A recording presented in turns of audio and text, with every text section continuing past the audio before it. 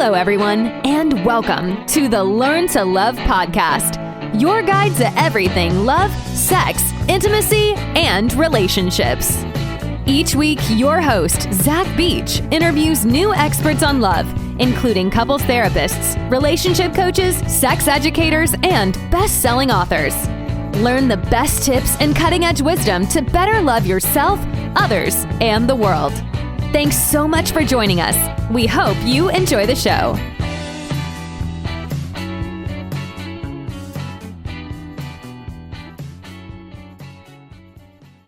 Hello, everyone, and welcome to the Learn to Love podcast. I am your host, Zach Beach, and I'm here with the incredible Tobin Zivon. Hello, Tobin, and welcome to the show. Hey there, Zach. Really happy to be here, friend. This feels great. Our topic for today is optimized and awakened loving. But before we get into that, let's learn a little bit more about Tobin. For those that don't know, Tobin Zivon has been a love, intimacy, and sacred sexuality coach for over 2.5 decades. The author of The Art of Mindful Living, Tobin helps groups, couples, and individuals blossom to their highest potential. His training includes 6 years in the Zen Center, 12 years in the Ridhwan School, a 3-year apprenticeship with one of the most foremost transpersonal psychotherapists in America, 5 years with Adyashanti, and a teacher training program with the South African Tantra teacher Shakti Malan. So, Tobin, how are you today? I'm doing well as can be in this weird world we're living in right now. It's been a lot. So obviously I have my own responses and redirect. I think you and I were just talking and we had that, I like that phrase, like just powerful redirect. All of us are just kind of getting like shuffled in a different direction than we were, most of us anyway. And mine has been obviously to a lot simpler life, but I've been holding space for so many people around the planet. I've been like double time in terms of being on the front lines with people around love and relationship and the life journey they're on and how to really, just respond to this big recalibration we're all in. Yeah, tell me more about that. As a love, intimacy, and sacred sexuality coach, you have a lot of clients. So first, what are the type of people that come to you, and what are the type of people that you typically work with? Well, it's really, really full spectrum, honestly. It's like I have probably the youngest client I have is 20 and the oldest is probably in their late 60s or 70-ish, and men and women, and it's all at this point word of mouth. Like I'm not the best marketer or brander or salesman. I'm more just like called to just be in this seat of, it's kind of like a fountain of teachings, and it's all in the direction of what you just said, optimizing and living in a truly awakened way, like a deeply, abidingly embodied, awakened existence, both just in ourselves and in our love and relationship lives. So more and more that does tend to be the harmonic of the people who show up in front of me, that they're on a path of true awakening. They really want to live in an awake, fully conscious, leave no rocks unturned kind of way. They're kind of like, I'm willing to like do this spiritual stuff where the rubber hits the road. Most of them have had, either some work with therapy, with spiritual, doing lots of meditation. A lot of people nowadays have come to me after they've done a lot of medicine work and with, whatever medicine and they have these massive epiphanies, massive awakenings and shifts, and they feel at first like, whoa, got it, but then they go to live it and they're like, this is a little easier said than done. This is getting tricky in my actual life and in my relationship. I keep bumping into things that are really getting the better of me. So how do I dissolve the power of that and live those awakened realities that I've tasted or know of or have read about, and actually live that in the day-to-day of my existence? And so that, I think, is the kind of like thread that would probably go through all the people I work with is just that real sincere desire to live that awakening and relate from that awakened way of being. And even my work with sacred sexuality and Tantra is a different flavor than what most people would consider a Tantra or sacred sexuality focus. It's really like sacred sexuality in the service of wholeness making. Like how are we gonna use it's like our entire existence. So we're like, to me, Tantra is not just in the bedroom. It's like a way of living. It's a way of being where you include. Like everything is thrown on the fire of your spiritual evolution and alchemy process. So you optimize something that couldn't otherwise come about if you were just kind of putting yourself in a cave or only meditating and focusing on your spirituality over there. This is like all-inclusive spirituality, where when you bring your entire existence, your being, so let's say to your relationship or your sexual journey, what it does is it creates this amazing cauldron where anything in you that needs to be looked at, focused on, dissolved in the power and the light of your spiritual work. Like anything in you that's more based in attachments or fears or shadows or imprints or all of the whatever we want to call it, like the karmic stuff that we're carrying around, will come up for illumination, for alchemy, for refinement.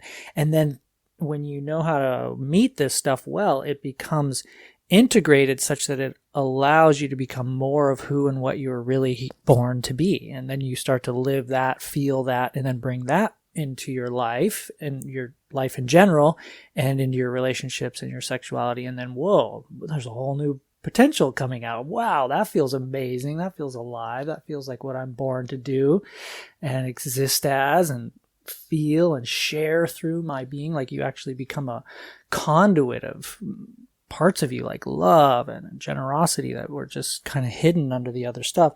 And it can just kind of go round and round like that as a journey of wholeness making.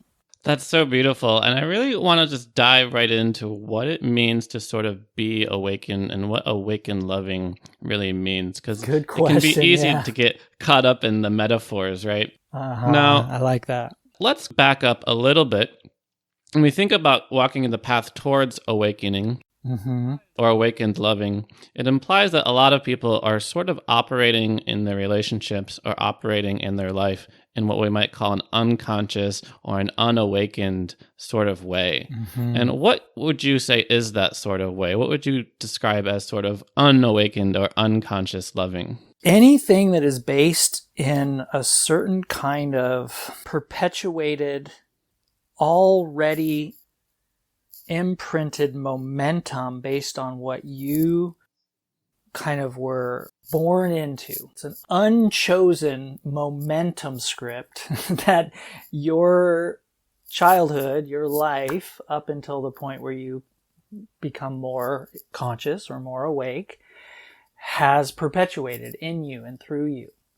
Now, somebody who's just completely unconscious, completely unawake, could be a relatively great person and pretty good at relationships. So that's not necessarily a bad thing. But most people who are unconscious or unawake are perpetuated by these unconscious forces that have a power to them. They actually have an emotionally like an emotionally charged, repetitive, almost like hot, energetic to them, that when it gets in the driver's seat of their existence, they become, let's call it not so skillful. On the spectrum, it can become downright unskillful, downright perpetuating of pain and dynamics and patterns in their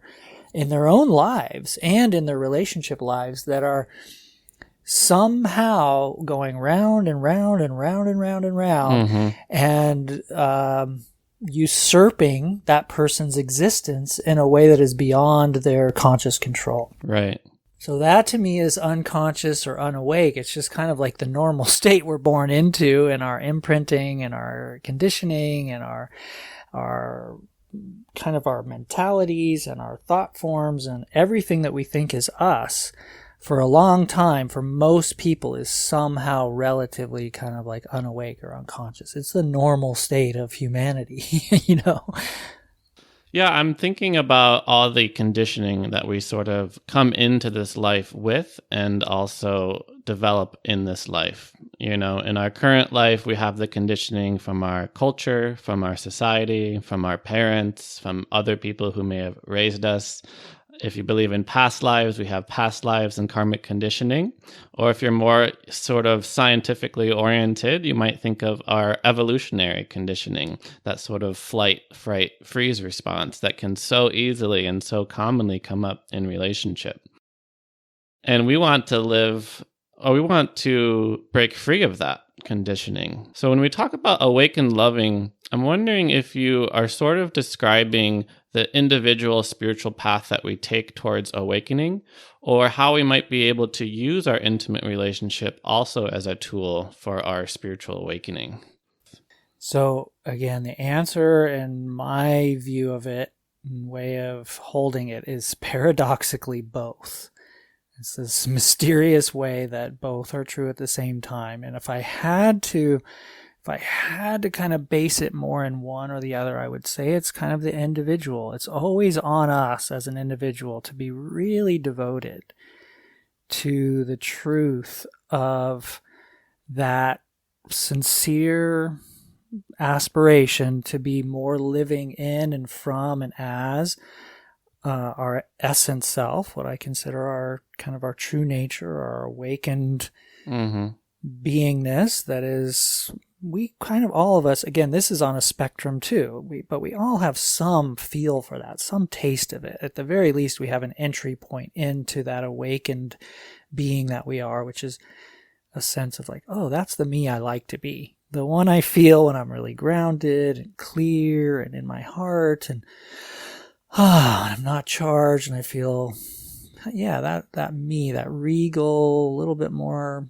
timeless, grounded part of myself. That's an entry point into our awakened self, or awakened channel of being, that I call it. Now, so always I think it's an individual spiritual path that we're on. We kind of have to be really, really grounded in that, no matter how deep we are into a partnership, until or unless we're just like, like I've heard of beings where it just becomes so based in union with another human being. But until or unless that, our relationship is the path of our awakening, and doing it as a team. I call it being allies in awakening. That's a beautiful path too. You know, at the same time, you, with any person you're relating to, especially in a deeper, more intimate, bonded partnership, by all means, let's have both people have that deep, clear intentionality in, you know, as the main driving force of that relationship. Let's be allies in awakening. Can we do this together as a team? It's beautiful. That's where this stuff does get optimized in a really powerful, beautiful way. It does sound really powerful and really beautiful to live with an open heart, to live in wholeness in our relationships. And I'm wondering how that works a little bit in practice, in terms of when clients do come to you and you do work with people and you help guide people along this path towards awakening through loving. What are the issues that people present to you? What are some of the most common issues that you encounter? And how do you move beyond them? So when it comes to relationship, the most common issues that present are these very, there's nuances on it. It gets very personal. It gets very unique, but there are patterns. There are kind of commonalities, but they all boil down to these certain, what I call hot spots inside. They're imprinted patterns of projection, frustration, trigger that come up in relationship to the person we've manifested in front of us in our relationship. And often, if not always, like 99.9% of the time, I'll just leave an opening, but I've never not seen it actually. It's a perfect lock and key. Something in us manifests a person to relate with that will be almost perfectly designed to trigger us in just the right ways that are most challenging and hot and painful for us. and vice versa. We're doing that for them just wonderfully and elegantly designed. I call it the divine design. And the divine design if you look at it from one angle, it's very frustrating and very challenging. And it will get us to this point where we're like, it happened again. I did that 3 times with these other partners and I made sure I wasn't going to do it with the next partner. And then a year into it or 2 years into it, damn, there we are doing a very similar thing, maybe a more nuanced version of what we've always done. Mm-hmm. And so from one angle, the divine design is very frustrating. But once you learn to see the invitation in it, the gift in it, it becomes a pathway to working with your most deep, most sticky conditioning, your most shadowy material in a way that will deliver you more fully to your really authentically, abidingly, through and through conscious version of yourself, healthy version of yourself. So it delivers you to the stuff that you would avoid like the plague if you didn't find somebody you loved so much, bonded with, and then dove into this cauldron where you almost can't avoid it now, So that's the good part of the divine design, is it delivers us to our deepest work really well. Yeah, that's so fascinating because part of the impetus behind the Learn to Love podcast and the sort of programming that we do at the Heart Center Love School is based on this idea that relationships are really hard. Mm-hmm. And what I'm hearing from you is that one of the reasons relationships are hard is because they are supposed to be very hard, because a relationship is going to bring up your hot spots, your triggers, your unconscious conditioning in order for you to move beyond them and as an opportunity for growth and healing towards wholeness. Exactly. Yeah. God, we should write down your words.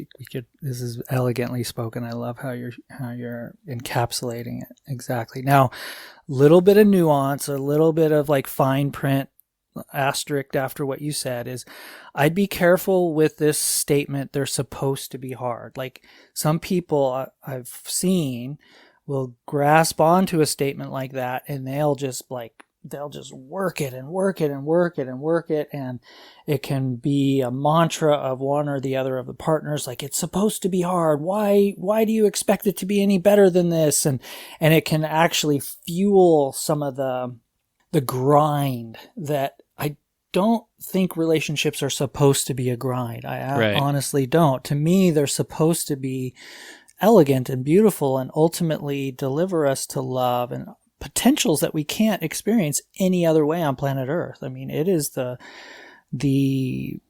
field of beauty and goodness and flavors of our existence that you truly cannot experience any other way. So it's good. The good is supremely good. And yet, in order to actually live into those potentials, we have to factor in the challenging side that you're describing. That is like, okay, we're going to be meeting the shadow. We're going to be, as Rumi says, we're going to be digging in the dirt to expose the gold more and more. And so we factor in the reality that it is going to be tricky and challenging, and we're going to meet our deepest stuff. And then right next to that, of course, we want some discernment. We want some balance. We want to make sure the good is there, and we're not just grinding with a kind of conceptual ethos that it's supposed to be hard. Just a little warning label on what we're talking about. Yes, I very much appreciate that. And maybe we could talk more about how we know when we're on the right path towards that awakening. We talked a bit about what unconscious relationships might look like. So what are some positive qualities that will start to bloom, start to flower in our relationships so that we know that we're on the right path? I love it. So within your own being, you'll feel certain qualities and experiences, and in the connection between the two people, you'll feel certain things. And I love your question. To me, the one that jumps off the page first is a sense of, it's like a grounded flavor of fulfillment in the fact that we're being open and honest and transparent in the face of whatever's coming. So in the honeymoon stages, this is happening quite naturally. That's why we feel so euphoric and good, is because we're being transparent. We're taking little risks and opening ourselves and feeling met and responded to in a way that's based in a kind of mutuality, and it's like a loop of being vulnerable, open, exposing, new, and then the other person receives that in a certain way and meets it back with their own version of vulnerability and openness and transparency. And when that harmonic is happening, we start to feel a certain flavor of yum and good. And now, beyond the honeymoon flavor, we want, and even in it, we want to be looking for a counterbalancingly, but ultimately just as important sense of, I feel a kind of trustworthiness beyond just the good moments. Like I'm taking risks and I'm sharing and I'm being met in the more challenging, digging in the dirt moments. And what that feels like is hard to put into words, but it's a kind of inherent sense of feeling met, feeling trust. It has an atmosphere of the sacred if you really, really tune into it. So to me, that's one of the flavors that you start to feel, is like it's like we have the capacity to speak truth, to share truth, to be honest, to be transparent, and to be vulnerable. And when we do, and it's met well, it does have this certain flavor that we could call sacred. It has a taste of intimacy. It's what actually builds intimacy, and it's what actually will deepen our feel of love over time. So the honeymoon doesn't actually ever end if you know how to get on this awakened kind of love path of showing up in these certain ways. It will deepen these flavors of intimacy and care and love over time. Yeah, I absolutely love all of those qualities that you are describing: intimacy, love, vulnerability, openness, transparency, truth. Just talking about it makes you feel even lighter. You can feel it in the atmosphere. I'm feeling it, like we're bathing in it a little bit now. Yeah. But what comes to mind is people who have been hurt in relationships. Yes, which is probably all of us to some degree. But then again, there's a spectrum. But yes, let's go there, because that's where the rubber hits the road. Yeah. Because you mentioned that these qualities are nice, and how it can be really important when they're sort of met or received also in a positive way. But some people, express a certain level of openness or vulnerability and experience judgment or shame from another party, which could be their partner or just could be, society at large. And there's that temptation to close down. And I'm wondering, what your advice is for somebody who maybe feels like they've been hurt before in relationships and they're afraid to open up again. Yeah, I mean, in some ways, that's the $1 million question. In some ways, that is the entry point into a massive percentage of all of what it takes to start moving in the direction of healing and wholeness making and all the stuff we've been talking about, is to find that healthy edge where the fear comes up, where the old imprints reveal themselves, which always kind of boils down to, if I go and be fully true and honest and in my heart and in my transparency and in my vulnerable real self, I'll be hurt again. And I'll be hurt in these certain ways. Therefore, I'm going to do something inside myself that is the opposite of that. I'm going to contract. I'm going to shut it down. I'm going to push it away. Or I'm going to get extra intense and push it into the space in kind of aggressive ways or charged ways, which seem like I'm going to protect myself, but somehow mysteriously are just drawing out of the universe or the person in front of me the same old weird stuff that the last person did. So we're really being invited to that exquisitely challenging edge where we start to learn to both be present and loving within ourselves and show up in more courageous and healthy and vulnerable ways. And then we're doing our absolute best to do that with people who could meet us there. And if people that are in front of us aren't meeting us well or are repeating the old patterns, then to trust ourselves to release from that relationship. That's part of it. We do need to have discernment and capacity to not enter into things with people who are just downrightly repeating old hurt wound patterns, you know? Mm-hmm. And so what we can learn to do, now this is a broad prescription. I'll get into some of the specifics of it for different people at different stages, different histories, different everything. But the broad stroke prescription is get sourced within yourself really well. Start to create a pathway of self-love, of self-presencing, of connection to source within your own beingness. Then with certain people, or let's say you're already in a relationship, take kind of like, you know, calculated risks, so to speak, like find your edge and start leaning into it in courageous and vulnerable and healthy ways and see what occurs. Just do the dance to the best of your ability with the people who show up in front of you and watch what starts to occur there. It's like an art. We learn these dance steps of communication, of transparency, of courage, of presence. Those are some of the main ingredients.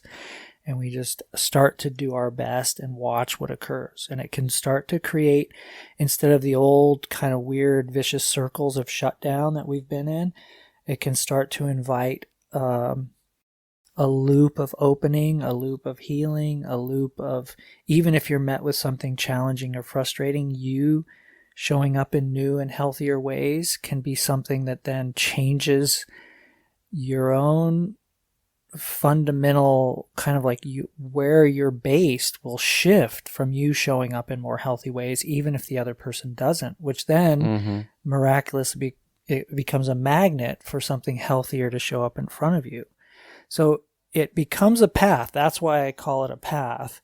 And our job is just to do our absolute best at those edges to get more healthy, more creative, more skillful. That's why I use this word masterful, not like we become masters ever, but we're on a path of mastering the art of being and loving and relating and communicating, which creates these loops, these harmonics of evolution in us and in the relationships we're in.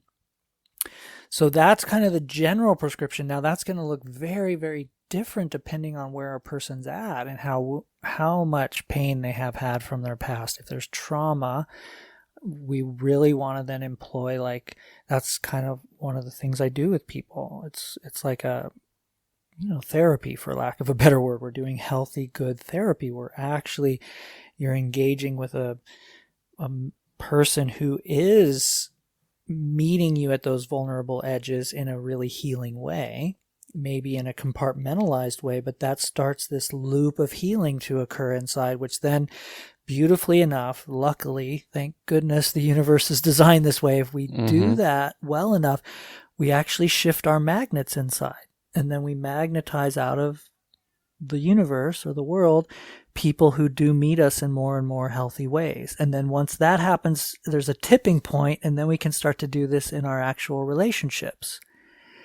And it's not perfect. It's not like we just are there and the people meet us perfectly, but we start to, just meet those edges as well and as skillfully as we possibly can. And it does create a loop of evolution, of transformation, of, like we were talking about, that's where we become more and more whole and more awake as the human we're here to be. And that's what draws out more and more of that dance from the people around us, the world around us.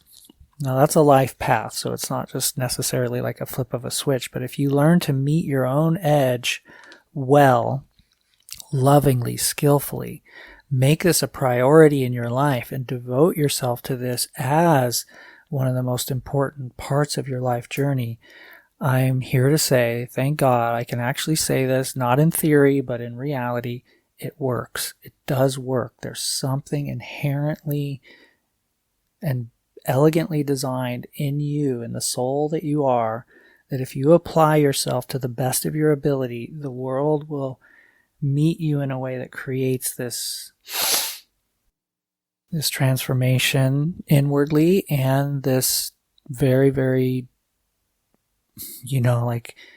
different experiences externally. You'll have very different relationships going forward than you did, a year ago or 5 years ago or whatever. Goosebumps. Just listening to you, this alights these goosebumps on my skin, because it opens up such a beautiful realm of possibility. And I feel like you're almost describing this really wonderful feedback loop where our focus is on being the most loving, present, kind, and caring person that we can be. And the more we do that, the more we meet the same vibe from other people, the more the world meets us in kind. And that encourages us to bloom, almost like we're a flower just ready to bloom. And the more light we receive, the more we bloom. And the more we bloom, the more light we can receive. Exactly. It's this positive feedback loop. It really, really is. It's a loop of evolution, of love, of enhancement. I talk about it as a love loop, but it is a path. It is a journey. And yet, thank God, thank the universe, it actually does work. It's not just these repetitive, frustrating things. There is a design to it that once we learn to align with it and show up in it and aspire and, cultivate those qualities that you just said, it's like I often tell people, be the change you want to see in the world.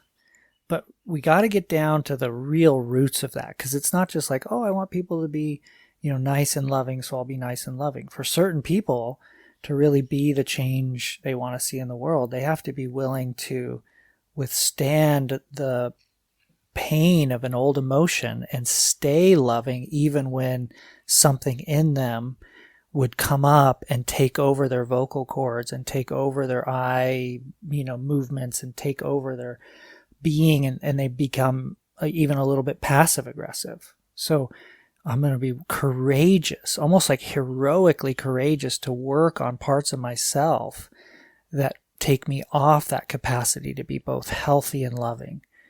It's not always just sweet. Sometimes to hit that note, to really become the way you'd want another person to be, you have to be a little bit grounded in something, yes, ultimately loving, but also courageous and self-sourced,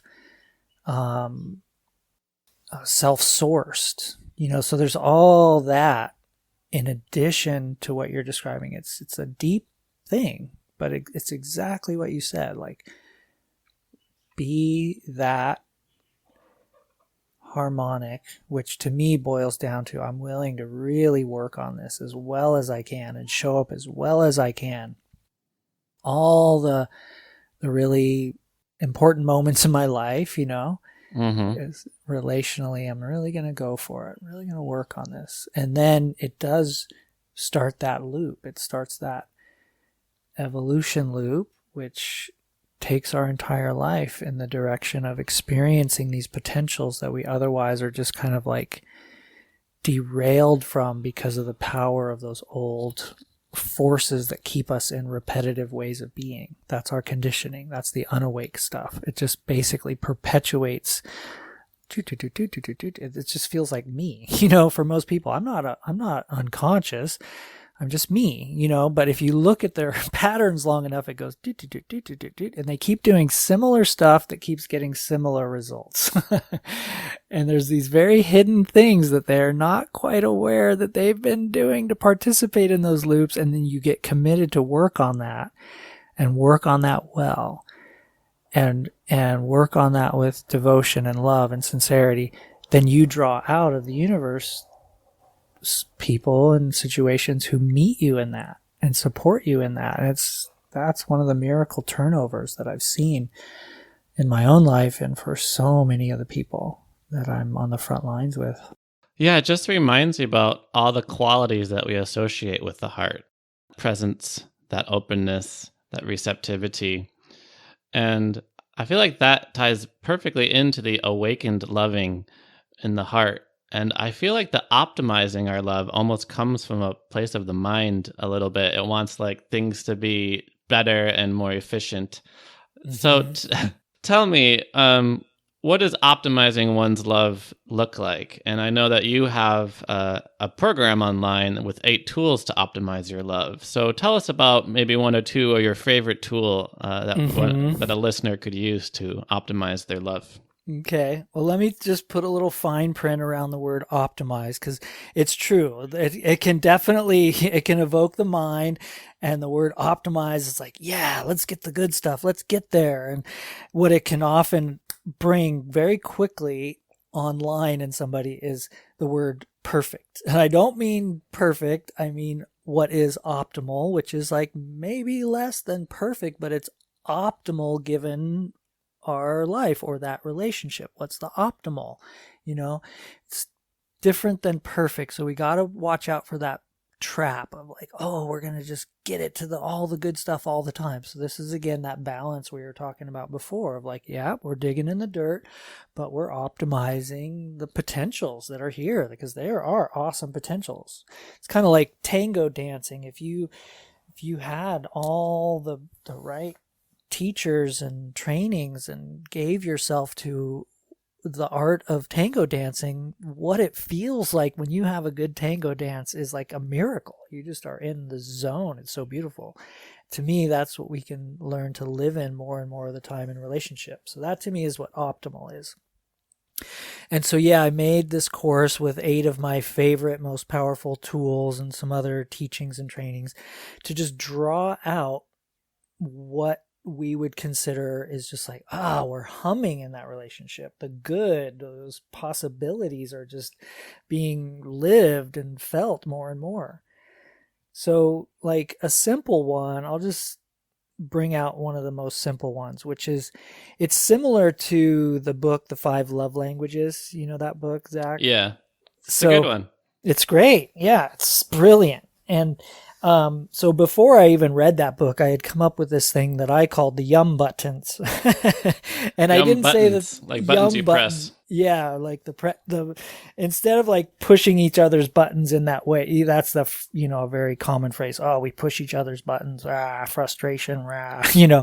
This is like, hey, let's use that same theory of pushing each other's buttons, but in a yummy way, in a really, really good way.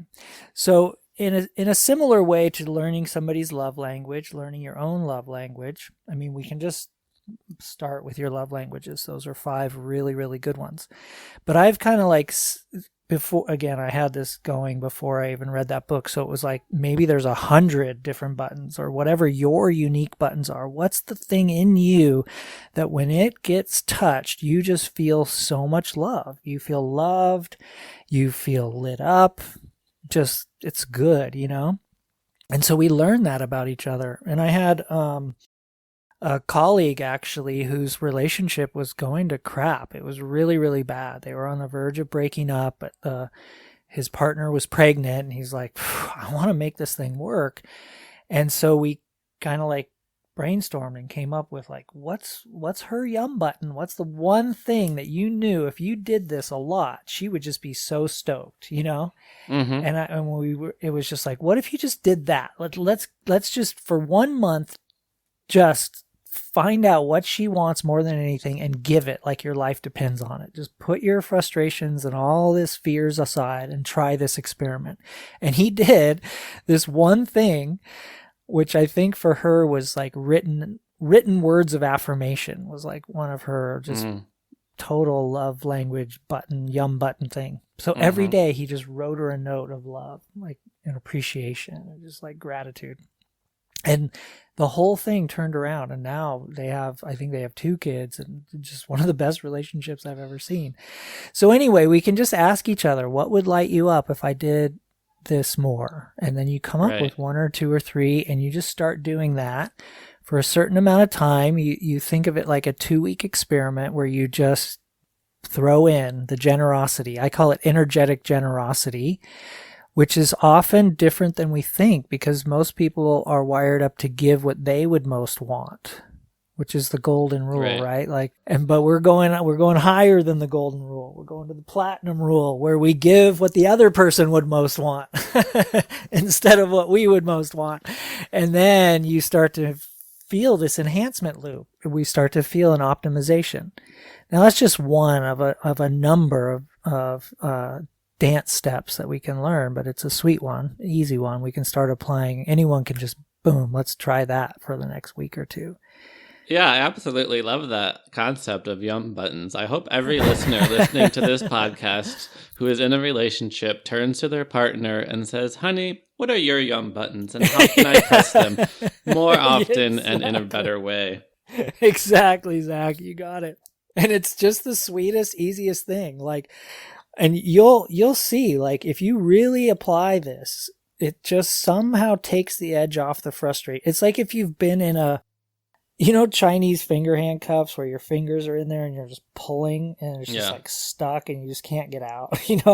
A lot of relationships after the honeymoon become more and more like that. It's just like, and the yum button thing, it's like the twist. It's like wait a minute. There's air in here and it starts to feel good. And then all of a sudden your fingers are out and we're just like doing all that yummy stuff we were doing in the beginning. It can be one of the just quick shifters of even taking the edge off whatever frustration or challenges are in the system. Now, depending on the relationship, depending on what's going on, we might need to get to tool 2 and tool 3 and tool 4 and all that stuff just to like really get this thing humming, Well, I want to know all the tools, Tobin. Well, I am giving all the this secrets. thing out right now. Yeah, they're good. But unfortunately, we only have so much time in the day Exactly. in this podcast, and we are running a bit low on time right now. So how about just one more? What's number 2 after the yum buttons? All right, so I'll give one of the ones to address the tricky stuff. So this whole 8 tools, optimizing love, let's just call it, ultimately there might be 1,000 tools or however many tools we can get our hands on. Let's put them in the tool chest, right? But they're all in the spirit of optimizing love and getting on these love loops and living into our awakened wholeness as humans and all that good stuff.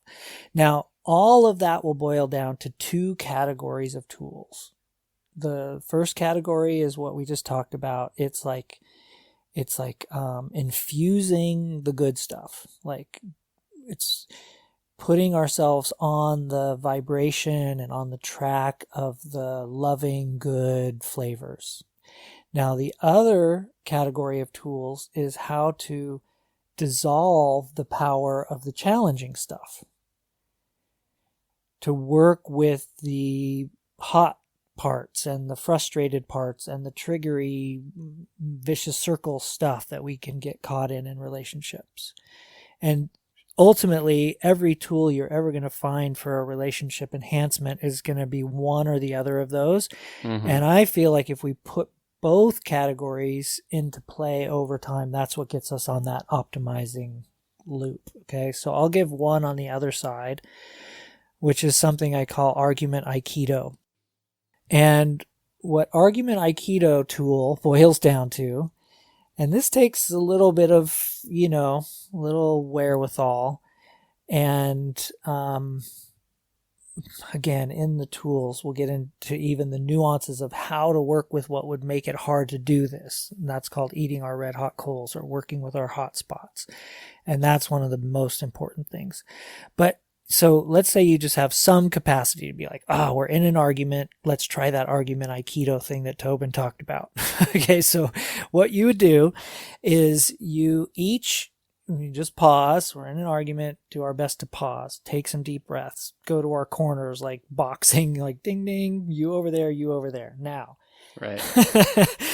In every argument I've ever saw anyone in, or ever been in my own, once you get down below the bombs that are going off, me trying to get my point across, the other person trying to get their point across, and just slamming into each other, and then it just kind of escalates and feels more and more painful.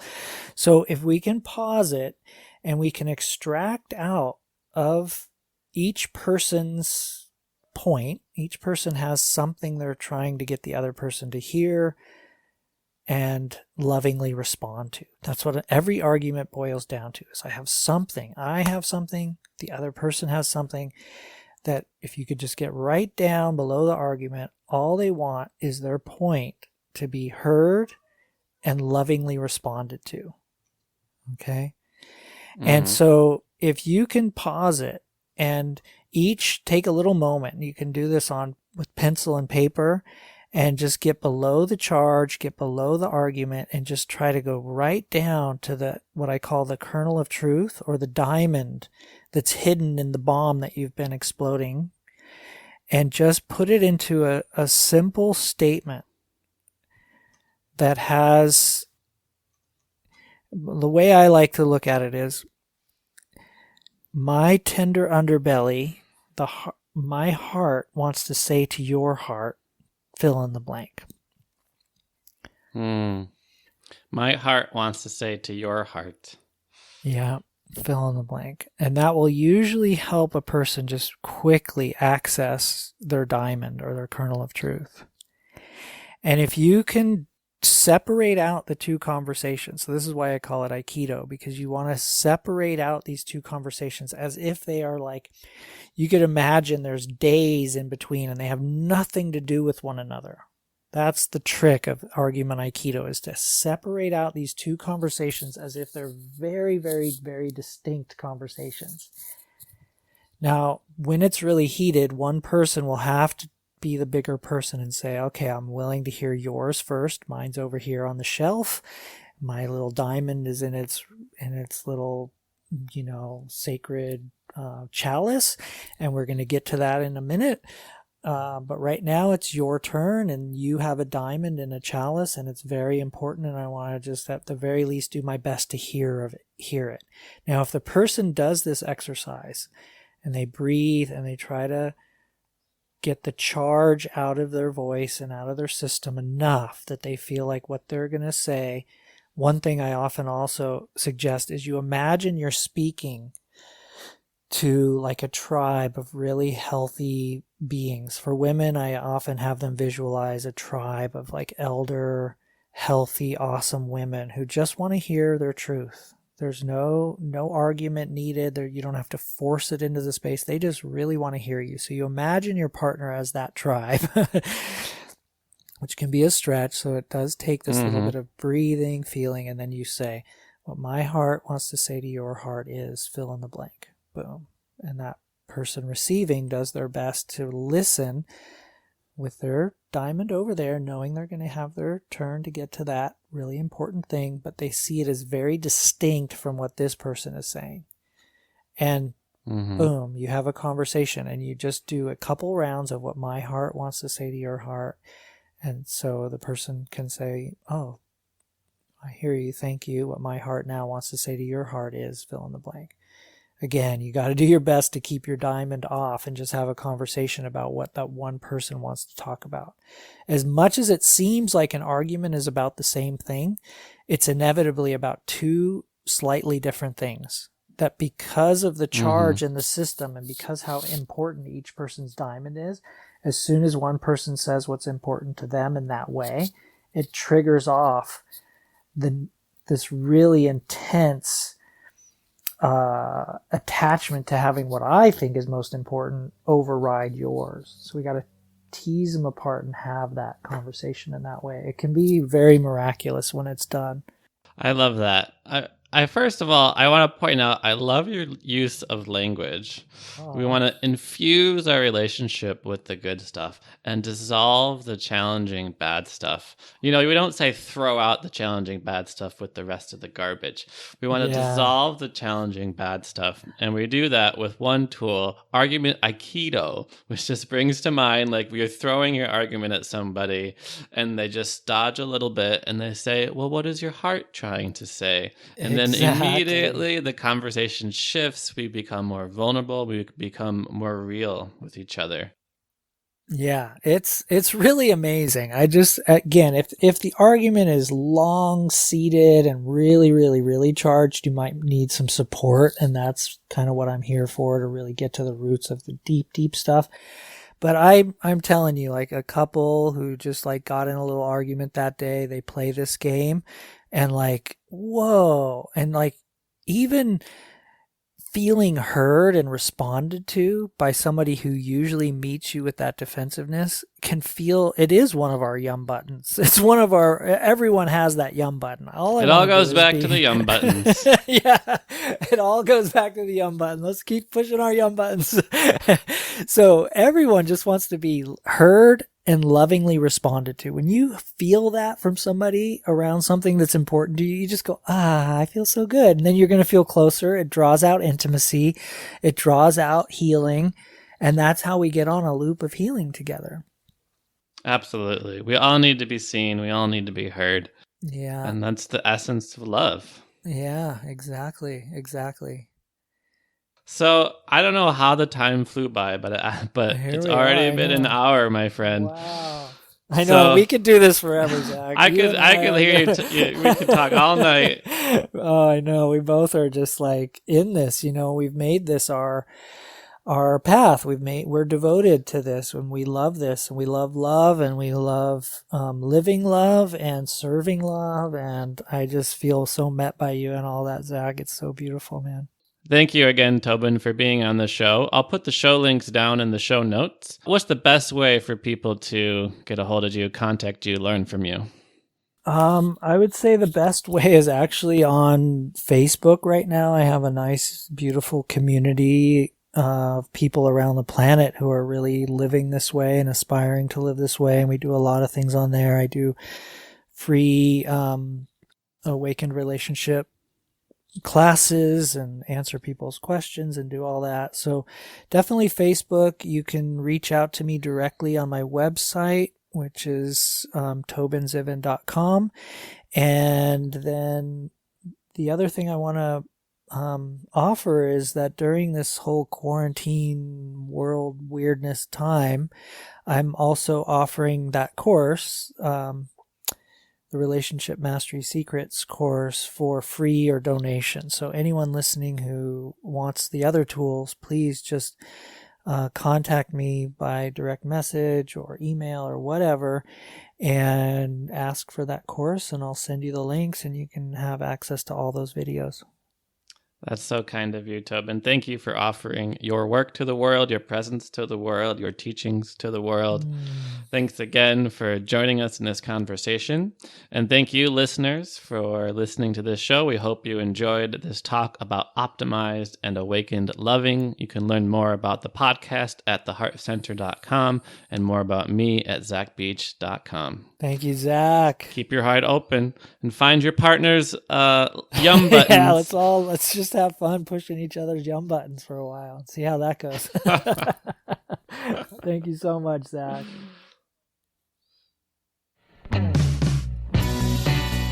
Thanks again for listening to the Learn to Love podcast. To learn more about the show and your host, head over to zachbeach.com or theheartcenter.com. You can also follow Zach on Facebook, Twitter, and Instagram.